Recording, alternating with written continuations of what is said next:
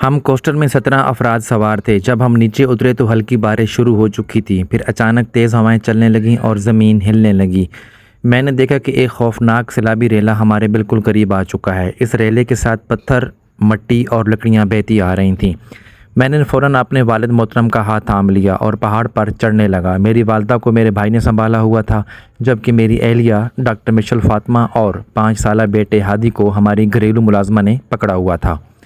اچانک ہم سب کی ایک دوسرے کی نظروں سے ہوچل ہو گئے۔ ہر طرف افراتفری کا عالم تھا۔ ذہن معوف ہو گیا، جیسے سب کچھ رک سا گیا ہو۔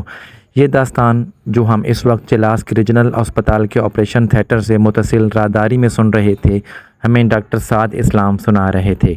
لودھرا سے تعلق رکھنے والے شاہدہ اسلام میڈیکل کالج کے مالک وہ بول رہے تھے، اور وہاں موجود ہر شخص کی آنکھیں نم تھیں۔ جب وہ اپنی کہانی سناتے ہوئے بار بار آنکھیں پوچھتے تو پورے ماحول پر ایک گہرا سکوت چھا جاتا۔ ہر دل پر ایک بوجھ سا محسوس ہو رہا تھا۔ ڈاکٹر صاحب بتا رہے تھے کہ ہماری زندگی میں بھی یہ پہلی بار ایسا لمحہ آیا تھا جب سب ایک دوسرے سے بچھڑ گئے۔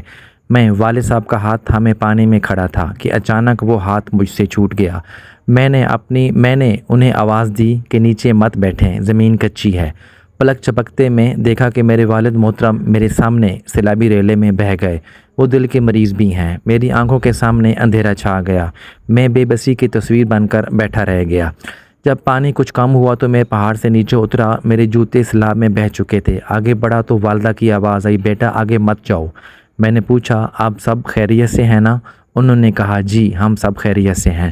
میں نے دوڑ لگائی تاکہ والد محترم کو تلاش کر سکوں۔ ننگے پاؤں، زخمی پاؤں کے ساتھ میں تقریباً 2 کلومیٹر تک پیدل گیا۔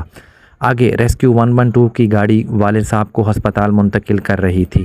میں نے چیخ کر کہا، یہ میرے والد ہیں، گاڑی روکیں، مگر شاید وہ میری آواز نہ سن سکے۔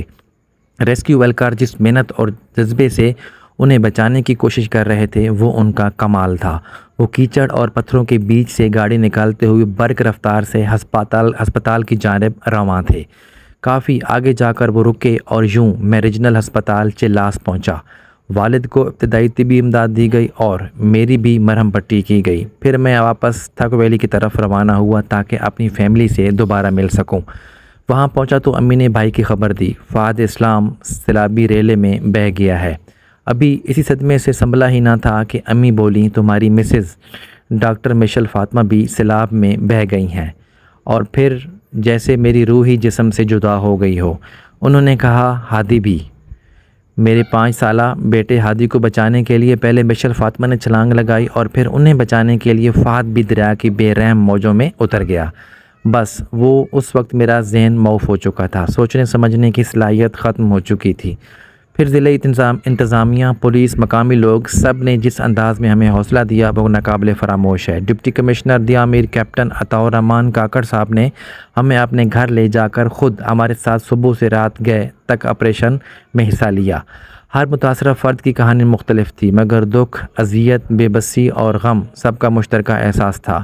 کسی نے اپنے پیاروں کو کھو دیا، کسی کا گھر، فصلیں اور زمین مٹ گئیں۔ یہ دنیا فانی ہے، نہ خوشیاں ہمیشہ رہتی ہیں نہ غم، لیکن جب تک زندگی ہے ایک دوسرے کے لیے آسانی کا ذریعہ بنیں، برا نہ سوچیں، برا نہ کریں۔